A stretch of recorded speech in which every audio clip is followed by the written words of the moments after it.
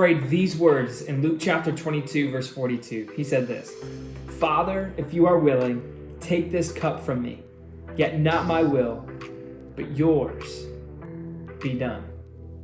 Did you catch that?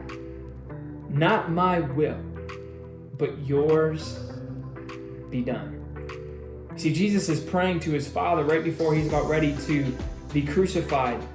And when you think about him being crucified, him taking upon himself the wrath of my sin and your sin, the penalty that we should have paid, but he stepped in our place to die for us.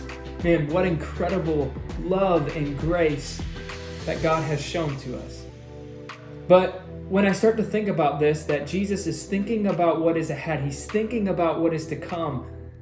And even though he's in the anguish of thinking about these things and in prayer, he says to his Father, "Not my will, but yours be done."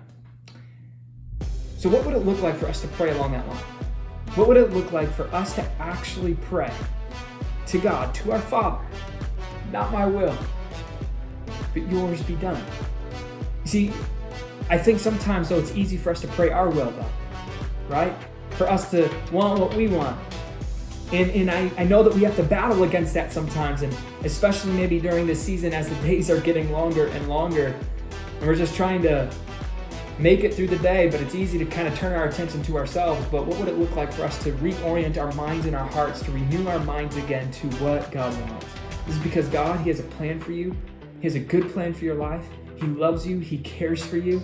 So what would it look like for us to actually walk in the will of God today? This is because regardless of even if the will of God is hard or difficult or maybe not exactly how you pictured it, guess what? It's always worth it. We have a good Father. We have a good Father who loves us. So let's pray, "Father, not my will, but yours be done." And let's walk in obedience to that prayer. Hey, I hope that you guys have a great day and a great rest of your week.